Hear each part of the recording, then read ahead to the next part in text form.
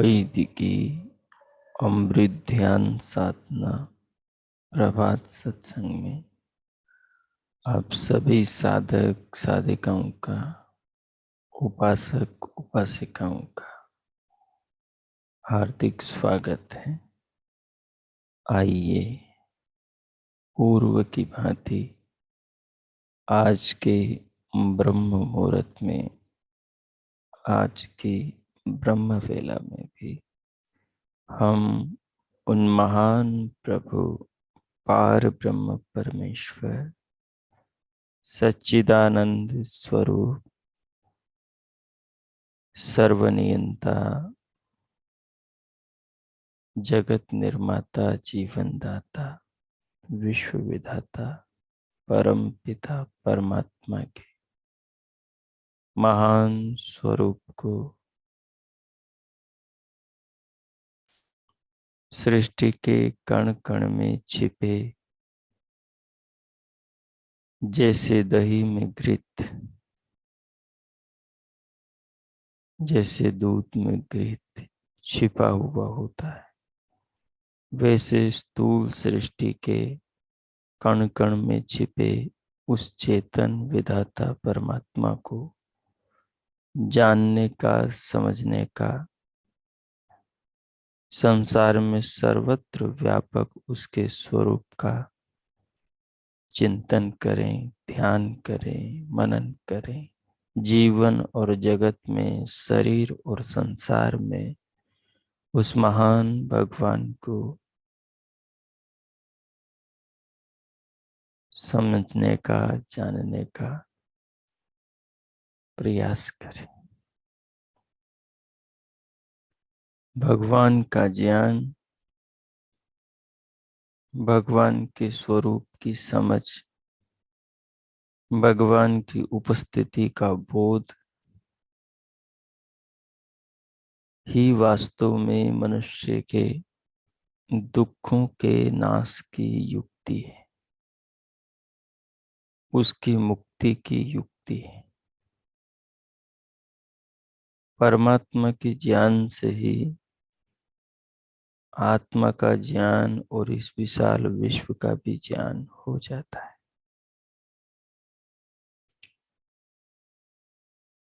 परमात्मा के स्वरूप के विपरीत स्वरूप प्रकृति का है। जीवात्मा का कुछ समान और कुछ भिन्न है। परमात्मा सर्वदेशी है, जीवात्मा एक देशी है और प्रकृति भी परमात्मा के एक देश में ही है। लेकिन जीवात्मा अपरिणामी है और प्रकृति सब परिणामी है। नित्य तीनों हैं, लेकिन प्रकृति की नित्यता परिणामी नित्यता है। जीवात्मा की नित्यता कूटस्थ नित्यता है, अपरिवर्तनशील है। परमात्मा की नित्यता कूटस्थ नित्यता है, अपरिवर्तनशील है। तो जब हम परमात्मा का चिंतन करते हैं तो उसके चिंतन से जो ज्ञान के चक्षु संसार के स्वरूप को दिखाते हैं, जैसे हम कोई पुस्तक पढ़ते हैं, कोई कहानी पढ़ते हैं। जब हम कहानी पढ़ रहे होते हैं तो उस कहानी के पात्रों के चित्र हमारे मस्तिष्क में, हमारे चित्त में बनते चले जाते हैं, और वो कहानी पूरी की पूरी हमारे दिमाग में एक पिक्चर की तरह, चलचित्र की तरह बन जाती। ऐसे ही जब हम परमात्मा के स्वरूप का विचार करते हैं ध्यानस्थ होकर, तो उससे हमारे मस्तिष्क में एक चित्र, एक चलचित्र बनता है कि परमात्मा क्या है, सृष्टि क्या है और जीवात्मा क्या है। जब इस चलचित्र को हम रोज विचारते देखते हैं तो इसकी और गहराई और सूक्ष्मता में उतरते हैं। जितनी इसकी गहराई में, जितनी इसकी सूक्ष्मता में उतरते हैं, उतना ही हम परमात्मा के स्वरूप को और गहराई से समझते हैं। और यह एक स्वाभाविक बात है कि मनुष्य यदि धूप में, आतप में खड़ा होगा तो उसके शरीर को धूप जरूर लगेगी। यदि मनुष्य पानी में जाकर खड़ा हो जाएगा, झरने में जाकर खड़ा हो जाएगा, फव्वारे में खड़ा होता है, तो फिर उसके शरीर को जल की शीतलता जरूर मिलेगी। यदि मनुष्य कहीं फूलों के बगीचे में जाकर, इत्र की दुकान पर जाकर खड़ा हो जाएगा, तो उसको इत्र की खुशबू, फूलों की सुगंध जरूर आएगी। और यही मनुष्य यदि कहीं दुर्गंध के कचरे या दुर्गंध के ढेर के समीप चला जाएगा तो इसको वहां की दुर्गंध जरूर आएगी। ये प्रभाव है किसी वातावरण में चले जाने का। लेकिन परमात्मा का तो हर वातावरण में प्रवेश है। परमात्मा नाक से ग्रहण करने जैसी चीज नहीं कि उसकी गंध सुगंध हो। परमात्मा आंख से देखने जैसी भी चीज नहीं कि वो आंख से उसकी सुंदरता दिखाई दे।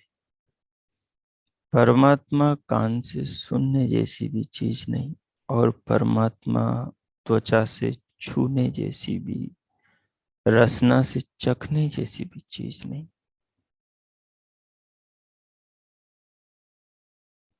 लेकिन जैसे जिस पदार्थ के निकट जाने से उसका गुण हमें प्रभावित करता है। धूप में जाने से सूर्य की आतप हमें प्रभावित करती है, तपाती है। शीतलता जल के झरने में जाने से हमें शीतल करती। वैसे ही परमात्मा का भी सानिध्य का जो गुण है, जो उसका चिंतन करने से हमारी बुद्धि में प्रवेश करता है, वो गुण हमारी चेतनता को, हमारी आत्मा को प्रभावित करता है।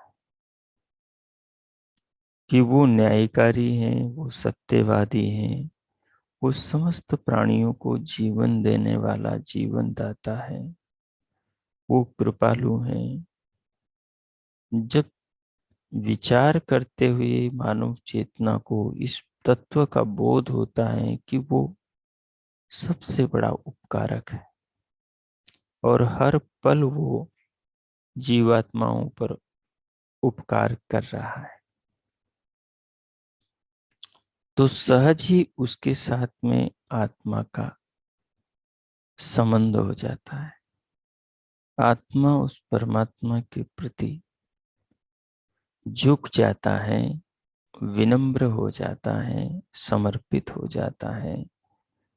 उसके महान गुणों को देख करके, उसके महान उपकारों को देख करके, उसके सारी सृष्टि में मानव कल्याण के नाना प्रकल्पों को, नाना निर्माणों को, रचनाओं को, व्यवस्थाओं को, नियमों को देख करके जीवात्मा उससे प्रभावित होता है और वो देखता है कि उसके समान सृष्टि में अन्य कोई पदार्थ नहीं जो उस पर उपकार करने वाला है। तो फिर जीवात्मा परमात्मा के प्रति समर्पण भाव से ओतप्रोत हो जाता है। उन्हीं क्षणों से जीवात्मा पापों से, बुराइयों से, अपराधों से, दोषों से, दुर्गुणों से, यम नियमों के विपरीत आचरणों से बचने लगता है। हिंसा का त्याग करता है, झूठ का त्याग करता है, चोरी का त्याग करता है, व्यभिचार का त्याग करता है, असंतोष का त्याग करता है, आलस्य प्रमाद का त्याग करता है, लोभ लालच का त्याग करता है,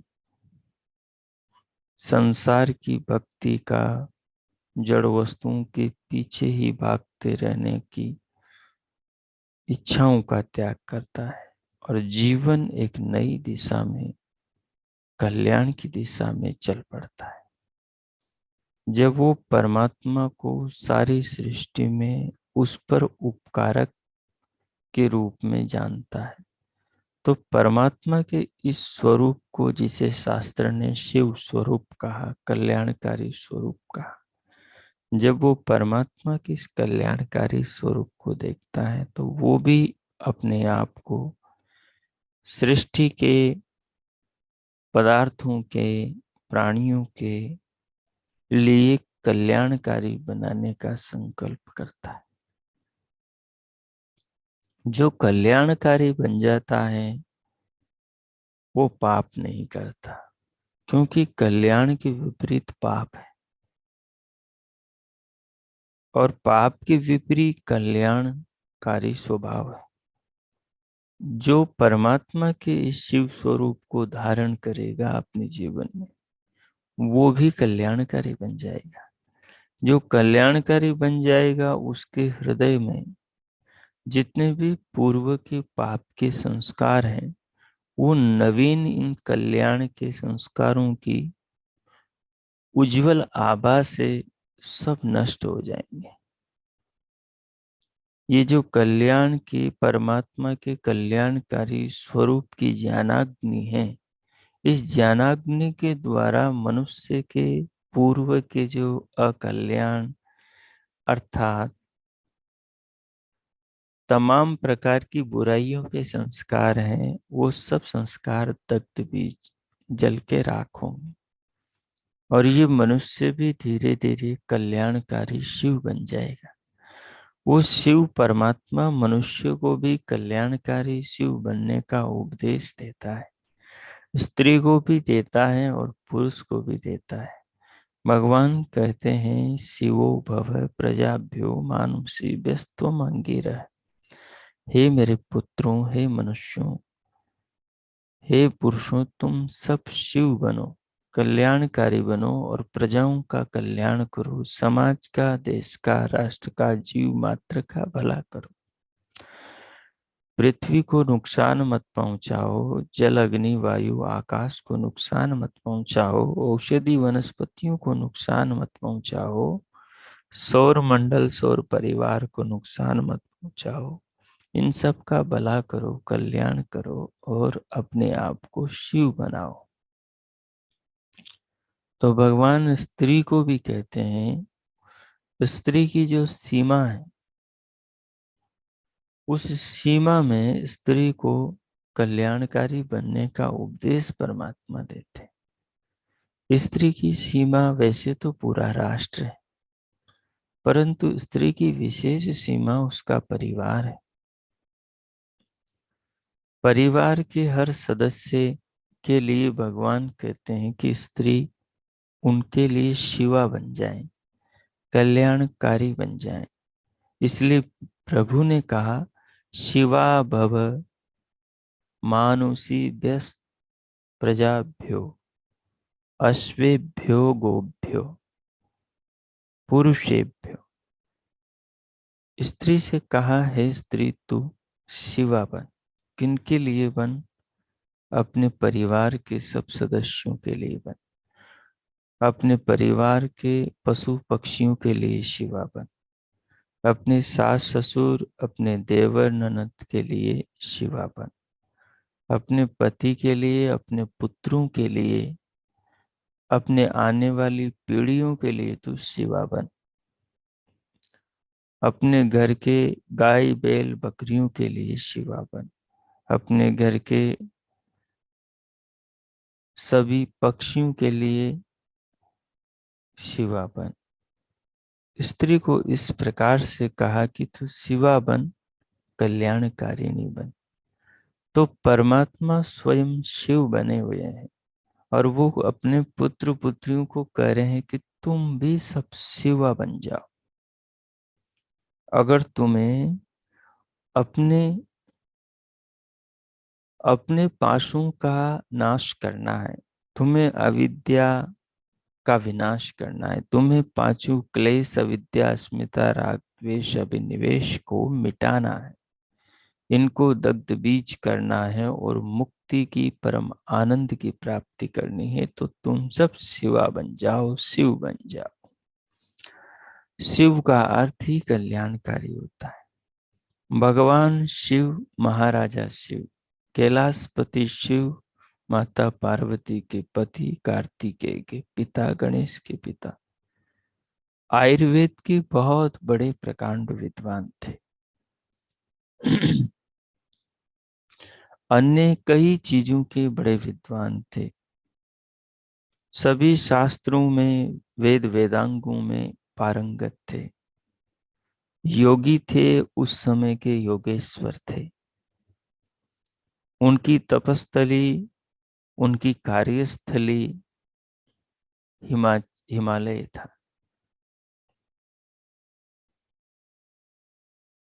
वे महाराजा शिव, शिव इसलिए कहलाए क्योंकि वो अपने जीवन में शिव बन गए थे और उनके स्वभाव को, उनके व्यवहार को उनके प्रतीक के रूप में निर्माण किया गया। कि उस महाराजा शिव को समझना है तो उनके प्रतीक को समझ लो। प्रतीक क्या था? जो उनके जीवन का ही एक प्रतीक रूप था। उनके जीवन को ही एक चित्र में चित्रांकित कर दिया गया था कि शिव वो व्यक्ति है जिसने सिर पे गंगा को धारण कर रखा है। गंगा को किस में धारण कर रखा है? बोले अपनी जटाओं में धारण किया है। और उस गंगा को अपनी जटाओं से फिर वो अपनी जटाओं को खोल करके बिखेर देता है और बिखेर करके उन जटाओं से गंगा को धरती पर प्रवाहित करता है। ऐसा व्यक्ति शिव है। बड़ा सुंदर प्रतीक है। जटाओं में किसी के पानी नहीं समाता, जटाओं में किसी के जल इतना तो समा सकता है जितने से जटाएं गीली हो जाएं, बाल गीले हो जाएं, लेकिन नदी जटाओं में नहीं समा सकती। वो प्रतीक है, बात को समझाने का तत्व है कि महाराजा शिव वो व्यक्ति है जो गंगा के समान अपने मस्तिष्क की तमाम मनोवृत्तियों को पावन किए हुए हैं। जैसे गंगा का जल निर्मल होता है, स्वच्छ होता है और औषधीय शक्तियों से सुसंपन्न होता है। गंगा का जल इस प्रकार का होता है कि उसके अंदर रोगों का नाश करने की, मनुष्य के शारीरिक रोगों के विनाश करने की और मन को शांत करने की शक्ति होती है। वो गंगा का जल बड़े बड़े पहाड़ पर्वतों से, जिन पर हजारों औषधियां वनस्पतियां हैं, उन सब पर जो बादलों से जल बरसता है, अमृत बरसता है, क्योंकि बादल हमेशा अमृत को ही बरसाते हैं। सागर के पास खारा पानी होता है, सूर्य की रश्मियों के द्वारा वो खारा पानी उठा करके आकाश में मीठा बादलों में भर दिया जाता है। बादल बनकर वही जल पर्वतों से विचरण करता है और वो पर्वतों पर जो वृक्ष हैं, उन वृक्षों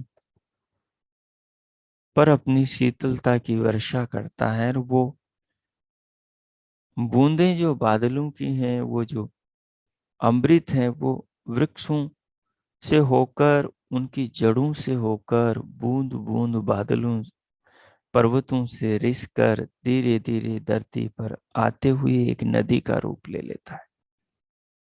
और वही नदी गंगा कहलाती, जो पहाड़ पर्वतों से निकलती। अर्थात वो जल अत्यंत कल्याणकारी है। ये जो शिव जी महाराज है, ये जो शिव जी योगी हैं, योगेश्वर हैं, ये जो महान तत्वज्ञ विद्वान, सदा समाधि में लीन रहने वाले महापुरुष हैं, जिनके चिंतन में वेदों की ऋचाएं नृत्य करती हैं,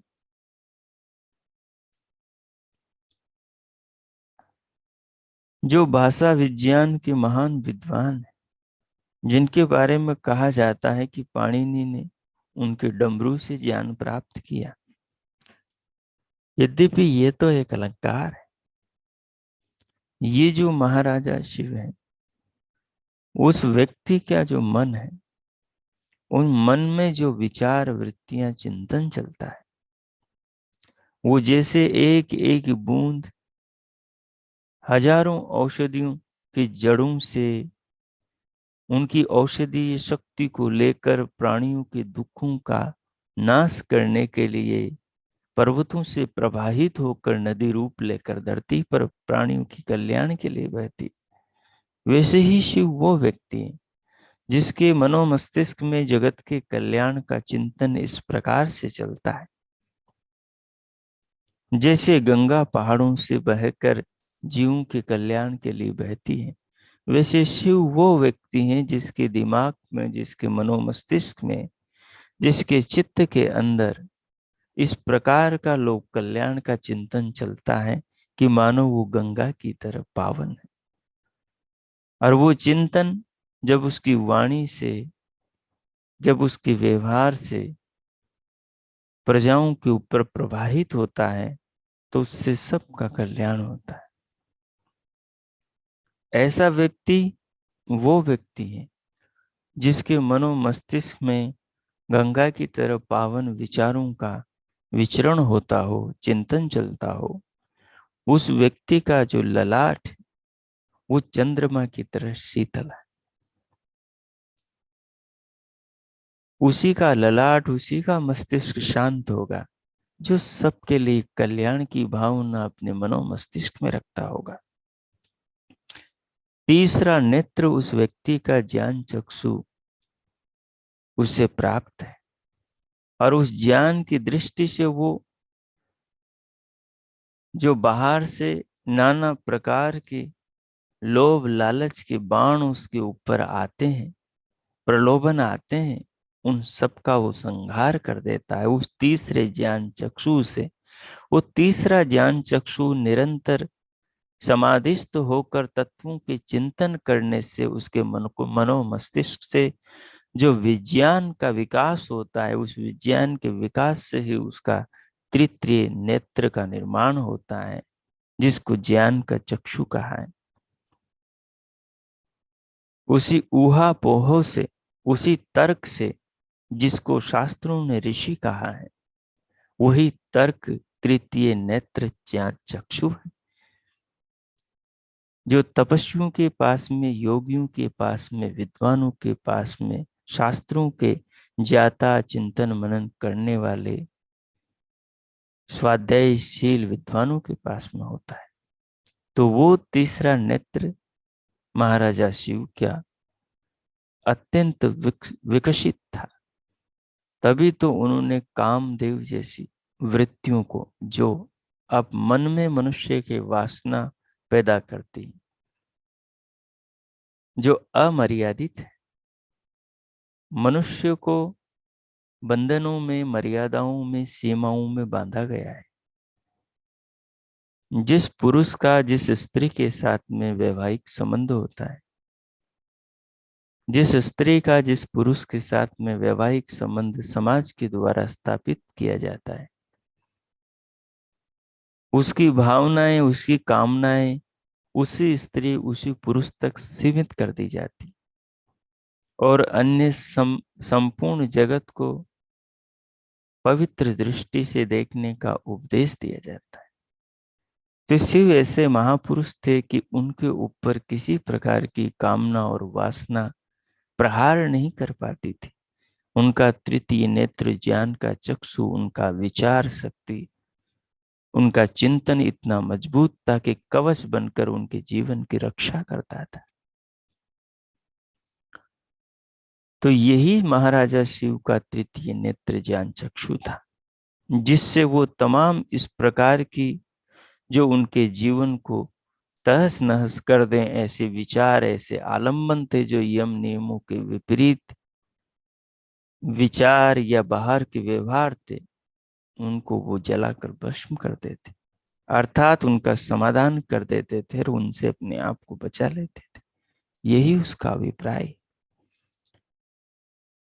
ये उत्तम चिंतन मस्तिष्क के अंदर गंगा जैसा पावन चिंतन और चंद्रमा जैसी शीतलता किसी के मस्तिष्क में कैसे होती है, उसका कारण है तीन तत्वों का चिंतन, जिसका प्रतीक महाराजा शिव के हाथ का त्रिशूल था, जिसमें तीन फन होते हैं, तीन सूल होते हैं, और वो तीनों जो सूल हैं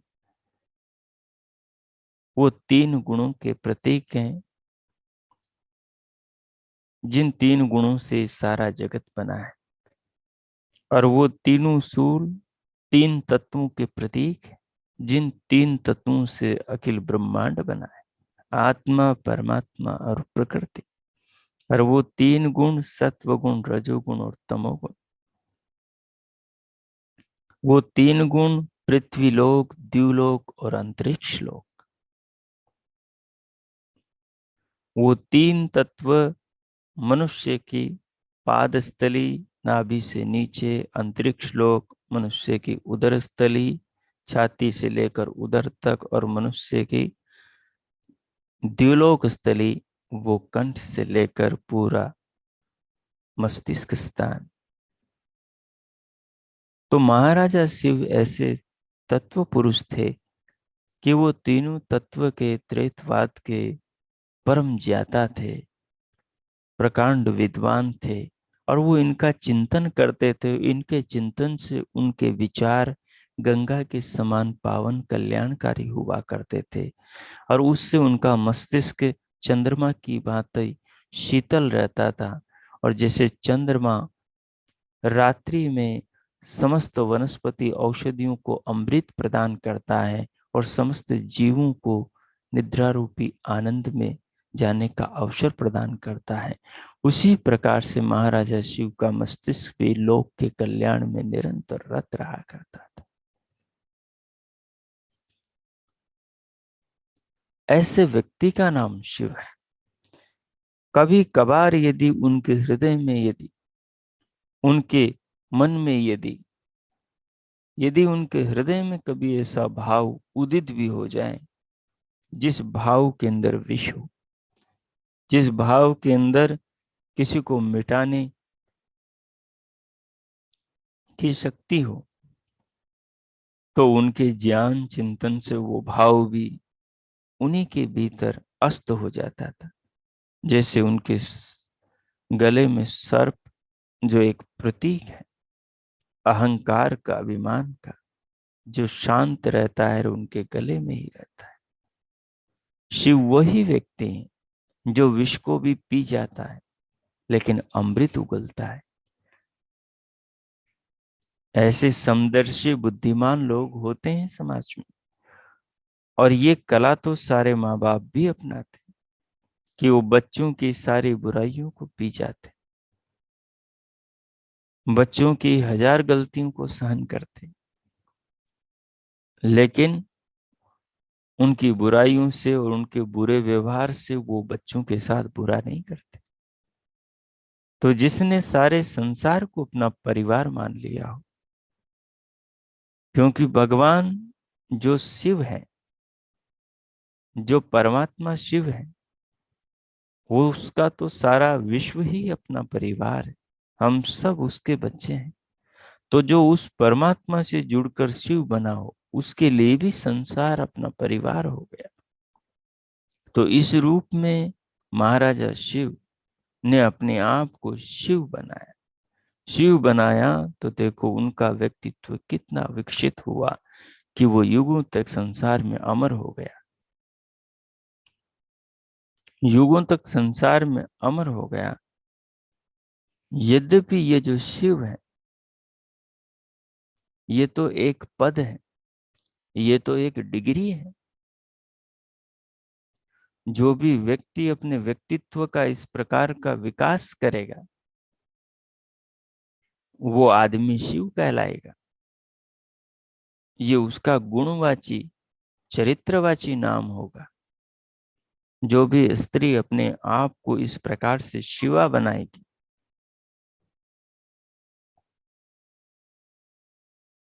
उसका भी नाम शिवा, उसका भी आंतरिक व्यक्तित्व शिवा हो जाएगा।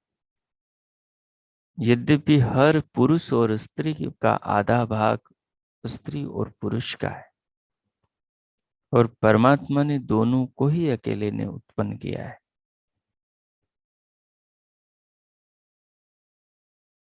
तो इसलिए हम सबका जीवन के विकास का जो मूल मंत्र है, जो परमात्मा हमें देते हैं, वो है हम शिव बने। और हम शिव तब बन सकते हैं जब हम शिव का अनुसरण करें, शिव का अनुकरण करें। महाराजा शिव के हाथ में एक और भी तत्व है जिसको डमरू कहा गया है। ये डमरू के 2 ढक्कन हैं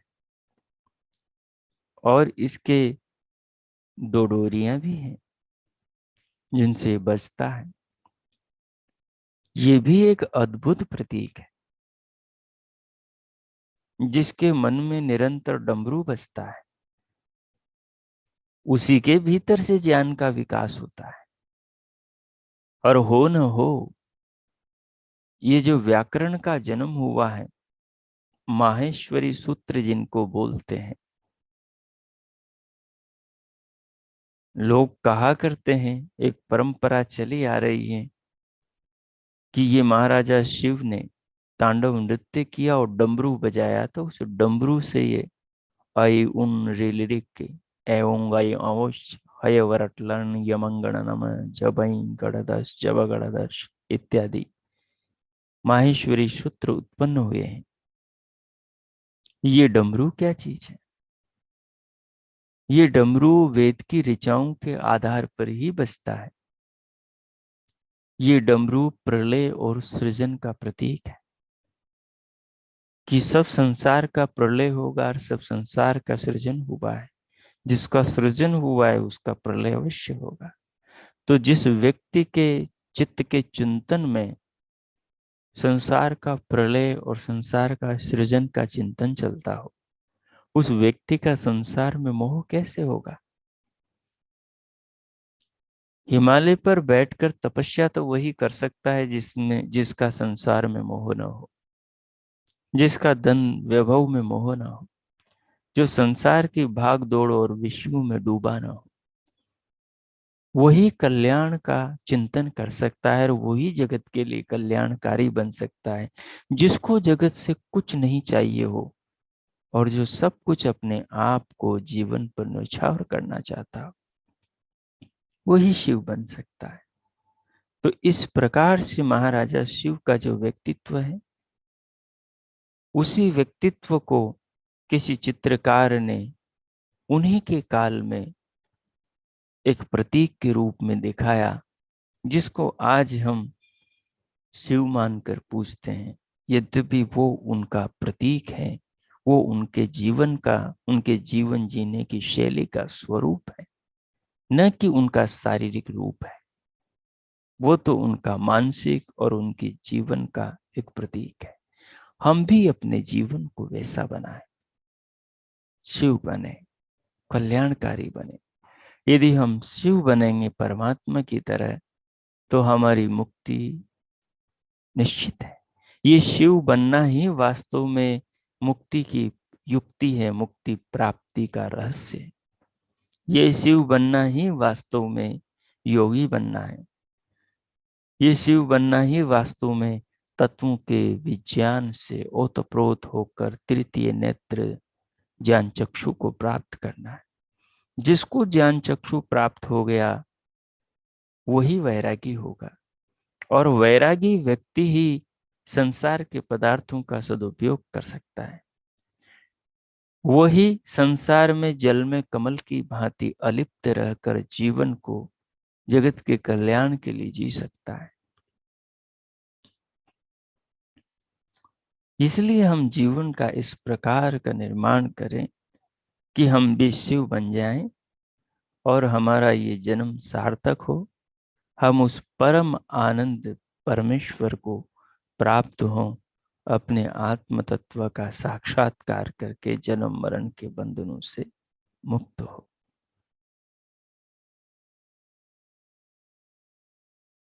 इस चिंतन तक पहुंचने के लिए जो इस श्लोक में उपदेश दिया भगवान महर्षि श्वेताश्वतर मुनि ने, उसको आत्मसात करने और उसको जीवन में जीने की जरूरत है। उन्होंने कहा कि प्रभु प्रभु तो घृतात् परम मंडम इव अति सूक्ष्म।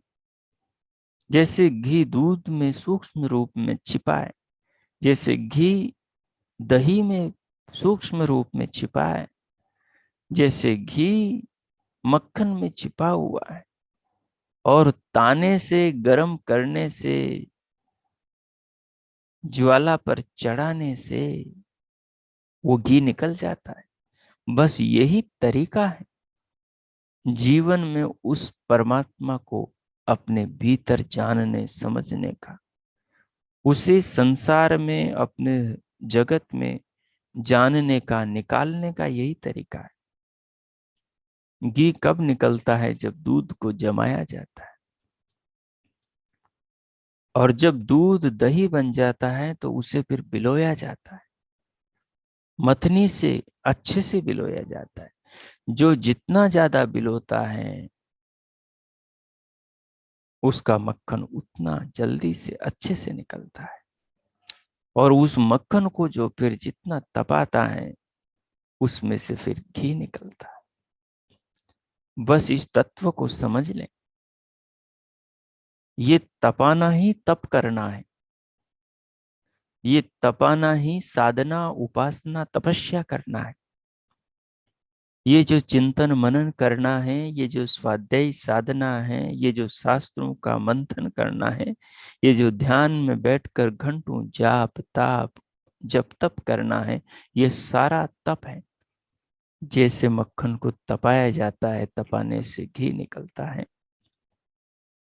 वैसे ही वैसे ही जब मनुष्य वैसे ही जब मनुष्य संसार में अपने आप को ज्ञान विज्ञान के क्षेत्र में तपाता है, तप करता है, अर्थात इन तत्वों को जानने के लिए पुरुषार्थ करता है, तो उस पुरुषार्थी को अर्थ मिल जाता है, जो उस पुरुषार्थी का प्रयोजन है। और उसका प्रयोजन है धर्म अर्थ काम और मोक्ष। और उसको धर्म प्राप्त हो जाता है, फिर वो धर्म पूर्वक जीवन जीता है, और धर्म से ही सुख की प्राप्ति होती। सच्चा सुख केवल धर्म से मिलता है, जिसको भोगते हुए कभी डर और भय नहीं होता। धर्म को भोगते हुए कभी बुरे संस्कार नहीं पड़ते। धर्म को भोगने वाले की कभी दुर्गति नहीं होती। जो शिव बनता है, धर्म उसी के जीवन में आता है, वही धार्मिक बन पाता है जो जीवन में शिव बनता है। और शिव वही बन पाता है जो शास्त्रों में श्रम करता है, जो शास्त्रों को जीवन का व्यवहार बना लेता है, जो शास्त्रों के ज्ञान को अपना चरित्र बना लेता है। उस चरित्र में महक होती है, जैसे घी में महक होती है। जैसे घी मनुष्य की आत्मा को, उसके शरीर को, उसके रोम रोम को, उसके शरीर के रस रक्त मांस मज्जा अस्थि मेद, उसके शुक्र शोणित को बलवान करता है, सुगंधित करता है, उसकी मेधा को, उसकी सुमेधा को बढ़ाता है, उसके भीतर ओज को तेज को उत्पन्न करता है। घी वैसे ही ये जो शास्त्रों में चिंतन के द्वारा परमात्मा रूपी घृत को निकाला जाता है, जब मनुष्य इस परमात्मा ज्ञान का अमृत पान करता है, तो उसके व्यक्तित्व का आध्यात्मिक अद्भुत विकास होता है।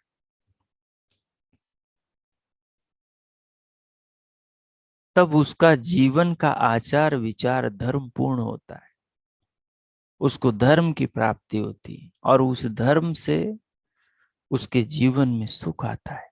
और सुख कैसा? जो शांति को प्रदान करे। आदमी छल कपट अधर्म पूर्वक अन्याय पूर्वक धरती पर सुख प्राप्त करता है, लेकिन वो सुख उसको शांति प्राप्त नहीं करता। वो उसकी शांति का हरण करता है। वो उसको हमेशा भय से आकुल व्याकुल और भयभीत जीवन देता है। लेकिन धर्म हमेशा सुरक्षित शांत और आनंद पूर्वक जीवन देता है। ऐसे धर्म के अनुसार जो व्यक्ति जीवन में अर्थ का अर्जन करता है, वो अर्थ उसके यश को बढ़ाता है, वो अर्थ उसके पुण्यों को बढ़ाता है, वो अर्थ उसके धर्म का और विकास करता है। और वो धर्म पूर्वक अर्जित अर्थ ही मानव को उन सभ्य मर्यादाओं में निहित कामनाओं की पूर्ति करने की समझ देता है। जो शिव बनता है, उसी के भीतर नियंत्रण, उसी के भीतर अपनी मर्यादाओं में जीवन जीने की शैली का विकास होता है। वही धार्मिक कहलाता है, वही पूज्य बनता है, वही लोगों का आदर्श बनता है। और जो धर्म पूर्वक जीवन जिए, धर्म पूर्वक अर्थ का अर्जन करे, उस अर्थ से उन कामनाओं की पूर्ति करे जिन कामनाओं से जीवन में मनुष्य को मुक्ति की, ईश्वर की, आत्मा परमात्मा की प्राप्ति होती हो, निर्वाण की प्राप्ति होती हो, उसी का जीवन सफल होता है।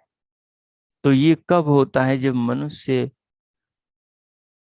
जैसे दूध में, दही में, मक्खन में छिपे घृत को निकालता है तपा करके, वैसे ही जब शास्त्रों में जो परमात्मा शब्दों में छिपा है, शास्त्रों में जो शब्दों में, वेद की ऋचाओं में जो परमात्मा का स्वरूप छिपा है, जो संसार में सर्वत्र परमात्मा व्यापक होकर बैठा हुआ है और सारे जगत विश्व के कण कण को संचालित कर रहा है, जो प्रत्येक प्राणी के प्राणों का निर्माण कर रहा है और अपने प्रेम, अपनी दी हुई श्वास से प्रत्येक प्राणी के जीवन की रक्षा कर रहा है, जीवन दे रहा है। जब शास्त्रों में व्यक्ति श्रम करता है और उनको मनन चिंतन मंथन करता है, तो उससे जो तत्व ज्ञान निकलता है, वो तत्व ज्ञान ही, वो सार ही तो घृत है।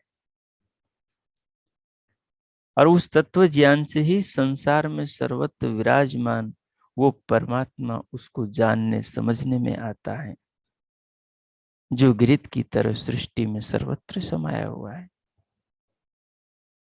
जिस परमात्मा ने सारे जगत को अपने लपेट रखा है, जिस परमात्मा से सारे सृष्टि के अणु परमाणु सब लिपटे हुए हैं, उसकी व्यवस्था में व्यवस्थित, उसके नियमों में बंधे हुए हैं, मानो सारे जगत के समस्त पदार्थों की माला बनाकर वो विधाता फेर रहा है। तो इस प्रकार हम अपने जीवन में इस श्लोक का आध्यात्मिक चिंतन करें और इसमें जो अमृत छिपा है, उस अमृत का अपने जीवन में पान करें। इसके पान का यही अर्थ है कि हम जीवन में शिव बने, शिवा बने, अपनी सीमाओं में रहें और जीवन का महान विराट निर्माण करें और लोक के कल्याण के लिए शिव बने। समाज, राष्ट्र, प्रकृति का कहीं पर दोहन और उसको नुकसान न पहुंचाएं। इस प्रकार अपने जीवन में शिव स्वरूप का विकास करें। यही मुक्ति की युक्ति है, यही पंचक्लेशों के नाश की युक्ति है, यही तमाम प्रकार के जन्म मरण दारुण दुखों से छूटने की और तमाम प्रकार के दुखों के तीनों पासों की, आध्यात्मिक दुख, आदि भौतिक दुख और आदि दैविक दुखों के नाश की युक्ति है। तो इस युक्ति का अपने भीतर विकास करें और जीवन का आध्यात्मिक निर्माण करें और परमात्मा जैसे शिव हैं, कल्याणकारी हैं, स्वयं को भी शिवा बनाए, शिव बनाए और सबके लिए कल्याणकारी बने। जैसे महाराजा शिव बने, वैसे हम भी शिव बने, शिवा बने। अब मैं मौन होता हूँ। अगले 10 मिनट आप इस पूरे चिंतन को आत्मसात करें, इस पर चिंतन करें और अपने व्यक्तित्व का किस प्रकार का विराट सृजन और निर्माण करना चाहते हैं, उसके बाबत अपने आप को इस चिंतन में विलीन करें, इस चिंतन को आत्मसात करें और प्रभु के धन्यवाद के भाव में स्वयं को ओतप्रोत करें।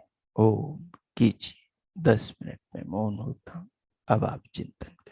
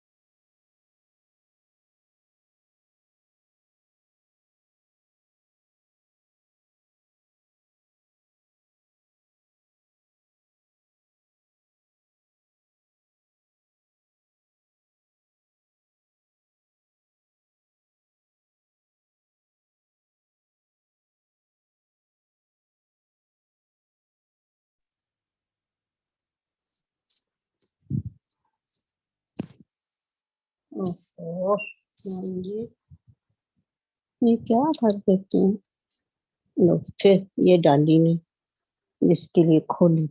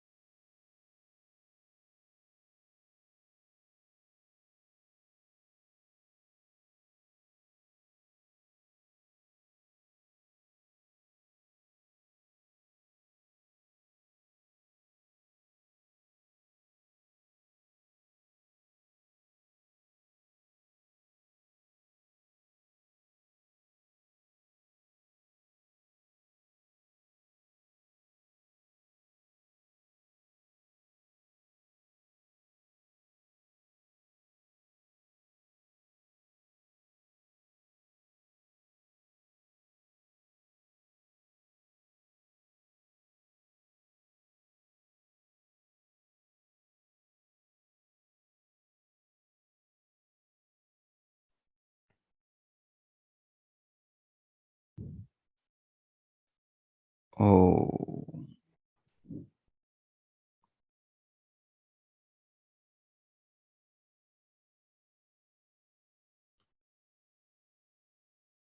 ओ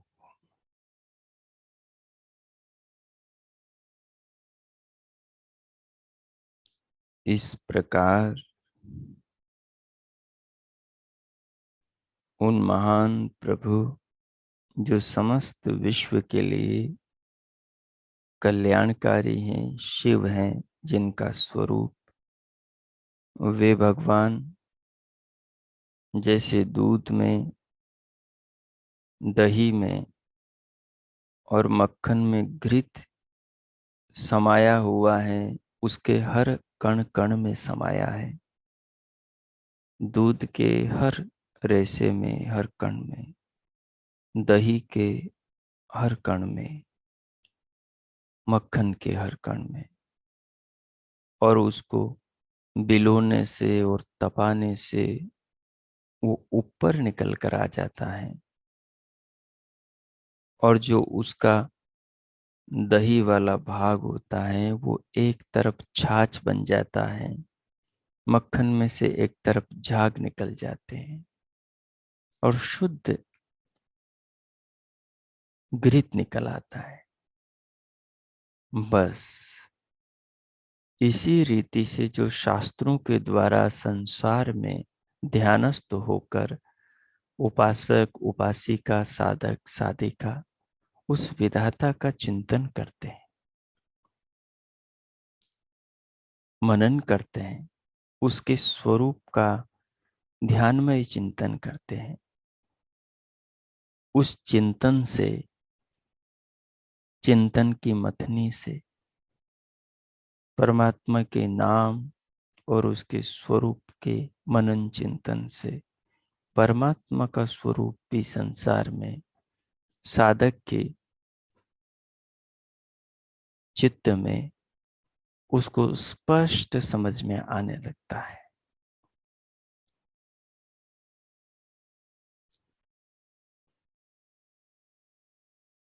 जब परमात्मा का स्वरूप संसार का चिंतन करने से स्पष्ट हो जाता है, प्रकृति एक तरफ हो जाती है। जिस प्रकृति से सारी सृष्टि का, संसार का, सबका परमात्मा ने सृजन किया है, जो भगवान के नाम के अनुसार जैसा महर्षि पतंजलि ने संकेत किया है, तज्जपस तदर्थ भावना, भगवान के नाम का जप करो उनकी भावना के साथ, अर्थात जिस शब्द का जाप कर रहे हो उस शब्द के अर्थ का विचार पूर्वक जप हो। जप के साथ साथ में भीतर भाव भी चले, जप रुक जाए फिर बीच बीच में चिंतन भी चले।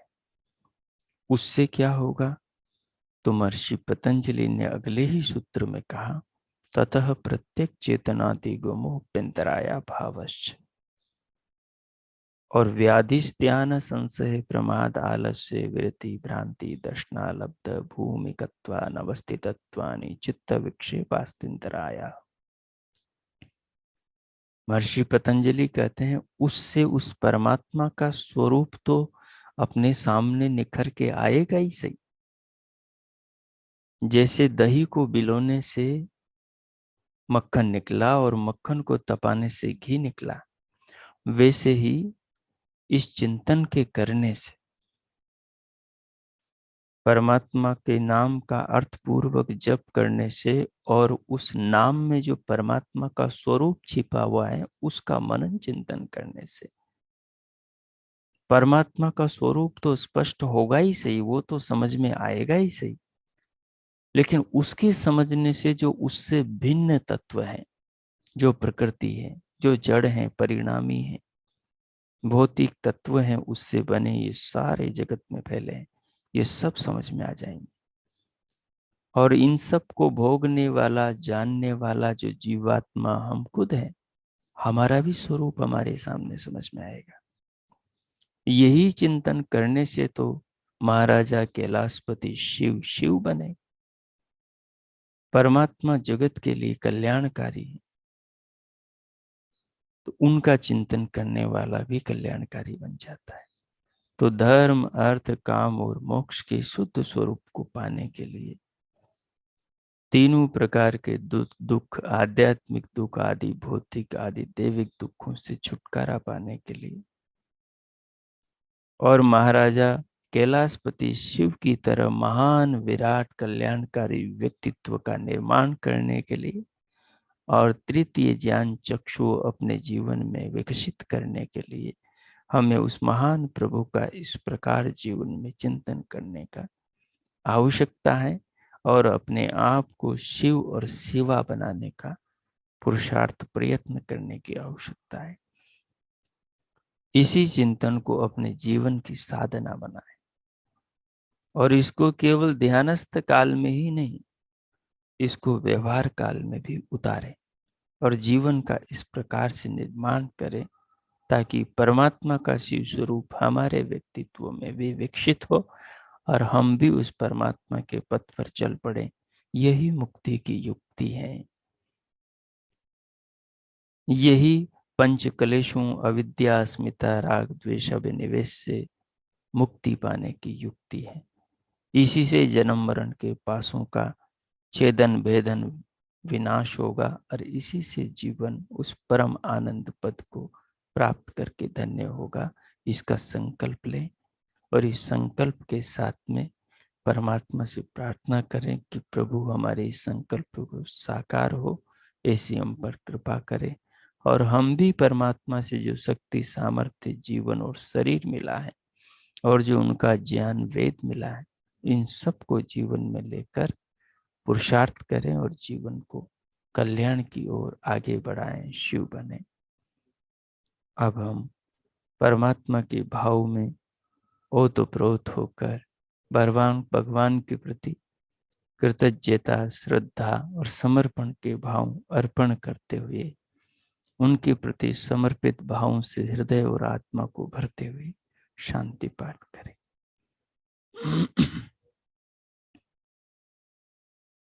ओम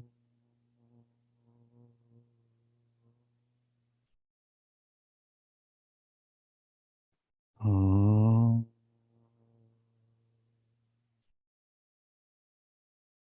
ओम शांति शांति शांति।